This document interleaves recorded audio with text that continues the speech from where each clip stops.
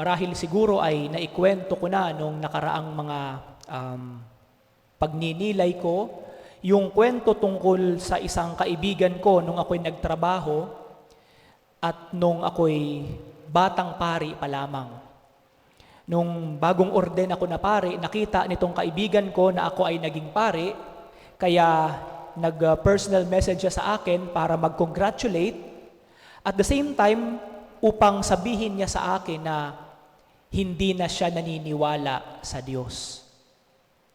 Dahil bagong pari ako, kinailangan kong i-explain sa kanya yung mga bagay na aking personal na pinaniniwalaan tungkol sa Diyos. Sabi niya, hindi ako naniniwala na sa Diyos. Nagdasal ako sa kanya na mabuhay ang lola ko, pero hindi niya ginawa. Kaya alam ko, walang Diyos. Walang Diyos. Nung hindi ko siya makumbinsi sa aking mga sinasabi, tinanong ko, ano bang kinamatay ng lola mo? Sabi niya, na-stroke. Pang-ilang stroke po ng lola mo? Sabi niya, pangalawang beses daw. Yung pangalawa, yun daw yung naging fatal na stroke. Sabi ko, nung una ba siyang na-stroke, nagdasal ka ba sa Diyos na gumaling siya? Sabi niya, oo naman. Nagdasal ako. Sabi ko, gumaling ba siya? Sabi niya, naka-recover naman siya kahit papano. Pero nung pangalawa daw, hindi na nakinig ang Diyos sa akin.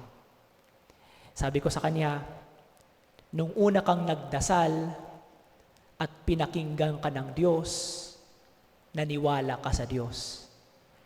Pero nung pangalawa, na pagdadasal mo at hindi ka na pinagbigyan ng Diyos, hindi ka na naniwala sa Diyos.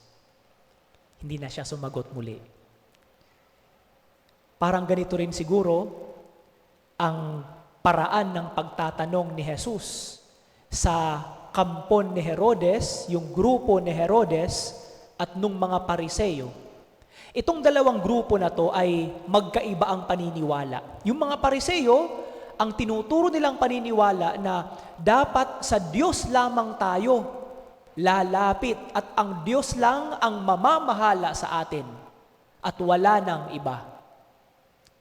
Sa Diyos lamang tayo maniniwala at magtitiwala at magsasamba. Ito namang mga grupo ni Herodes, ito yung mga tao na kaanib ni Herodes, ang hari na tinalaga ng emperador ng Roma upang mamahala sa mga Hudyo, at ang kanilang paniniwala na dapat yung mga Hudyo sasamba din sa emperador ng Roma dahil siya ang makapangyarihan, dahil sila ay nasasakop ng emperador ng Roma. Dalawang grupo na magkaiba ang paniniwala, pero sa puntong ito, nagkakaisa sila laban kay Jesus. At nais nilang ipabagsak si Jesus. Nais nilang pabagsakin si Jesus. At ang paraan ng pagtatanong ni Jesus sa kanila, isang paraan na pwede nating sabihin na sila na mismo ang sumagot sa kanilang tanong. Iisang tanong ng dalawang grupo, pero sila na mismo ang sumagot dahil sa tanong ni Jesus. Ano yung tanong ni Jesus sa kanila? Mayroon ba kayong denaryo? Ibig sabihin, si Jesus, or hindi natin alam, pero si Jesus, during that time, wala siyang dalang salapi na nanggaling sa emperador ng Roma. Nung siya ay binigyan ng denaryo, ibig sabihin ng salapi ng emperador ng Roma, ang pagbibigay nila ng salapi, ang possession, the mere possession ng denaryo, ay isang paraan ng pagsasabi na dahil mayroon kang pera ng emperador ng Roma, meron kang obligasyon sa emperador ng Roma. Silently, parang gano'n ang sinasabi ni Jesus.